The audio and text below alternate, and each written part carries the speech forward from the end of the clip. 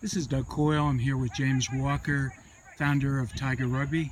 James, tell us a little bit about the new Tiger Rugby South Africa program. Yeah. So we've got some fantastic partners down in South Africa. Obviously, both Paul and I are originally from South Africa. I immigrated to the US when I was 15.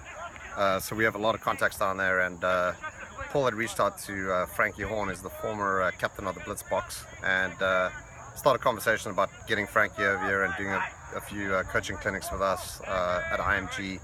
And then one thing led to another, and Frankie, with a group called Gaelic Sports down in South Africa, approached us about the idea of opening up a Tiger Academy at the home of Springbok Rugby in Stellenbosch, South Africa. They've got fantastic facilities. It's almost like a mini IMG.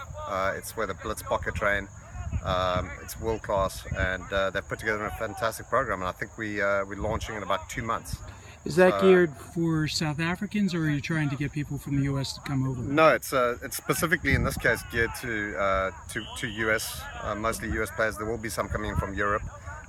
It's men and women. The players will have an opportunity to train 5 days a week, just like we do here in the States, similar to what Perry Baker had with Tiger before he went to the Eagles.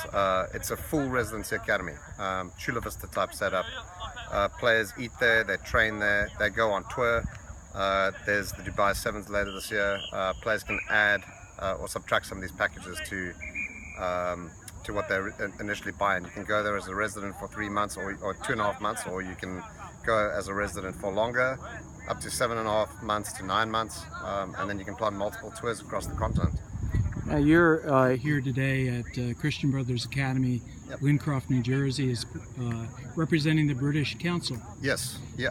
What got you involved with these clinics, the Premiership rugby clinics? So I myself have done consulting work with the British Council for a couple of years now. We did a rugby landscape study a few years ago to give them an idea of where rugby was at that time.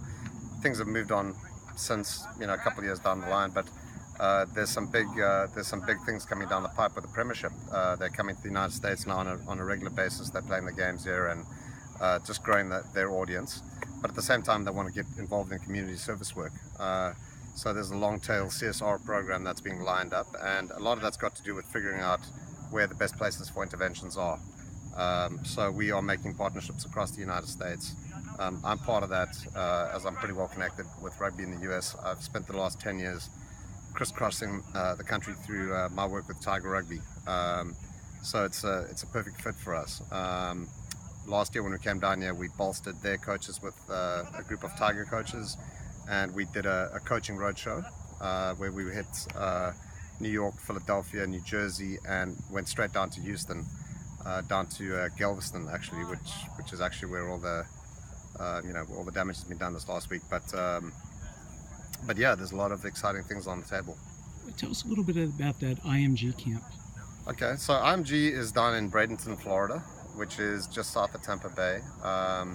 It is probably the highest end sports training facility on the planet. It's 500, I think it's about 500 acres. All kinds of stars have come through their ranks in sports such as tennis and golf and football and basketball. People like Maria Sharapova was at IMG when she was 7 years old. And now they're interested in bringing rugby on campus, and they've partnered with Tiger Rugby to be the delivery partner. So we had a camp there over the summer. We had about somewhere around 80 or 90 kids come for the week. Just an absolutely fantastic experience. IMG was blown away by how passionate the kids were about the game, and I think we really opened their eyes. You had an amazing group of coaches, national level coaches there. We had fantastic coaches there. We even had Chris Brown as the assistant, Mike Friday's assistant coach for the USA Sevens Eagles. We had Frankie Horn there from South Africa. We had Adrian Ferris, who's one of our Tiger coaches. He's currently the athletic director and head coach at Life West. Adrian coached in Northland, NPC down in New Zealand. Very accomplished coach. We had Julie McCoy there, who's a fantastic coach, former head coach of the USA Eagles, Sevens for Women. Good friend of mine, fantastic coach, so we were really, really well represented. One more question. What are some of the things on the horizon for Tiger Rugby?